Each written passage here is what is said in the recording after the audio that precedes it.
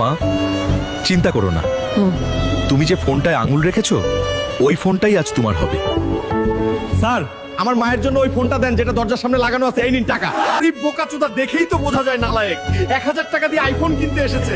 এই ম্যানেজার, আজ টাকা নাই বলে কি আমি মানুষ না দেখিস? একদিন আমি এই শোরুমটাই কিনে নিব, সেদিন তোদেরকে দেখেই নিব। আরে যা যা ফকিরনি, কিসের শোরুম কিনবি? পকেটে তো 1 টাকাও নাই। ম্যানেজারের সামনে সাহস দেখালাম, কিন্তু এত টাকা আমি কোথায় পাবো? শুনুন শুনুন, যে 4 হাত আর 2 মাথা পালোয়ানকে হারাতে পারলে তাকে 300 কোটি টাকা পুরস্কার দেওয়া হবে।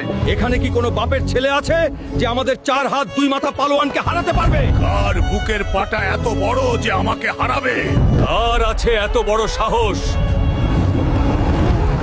আমি হারাবো এই দানবীয় পালোয়ানকে।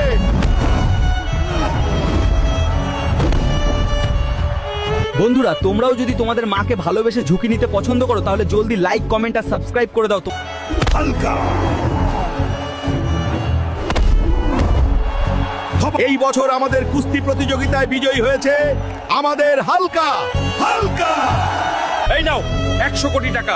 আজ থেকে এই শোরুমের মালিক আমি। তোদের মতো পাল্টু কর্মচারী আমার দরকার নাই। এখনই এখান থেকে বের হয়ে যা।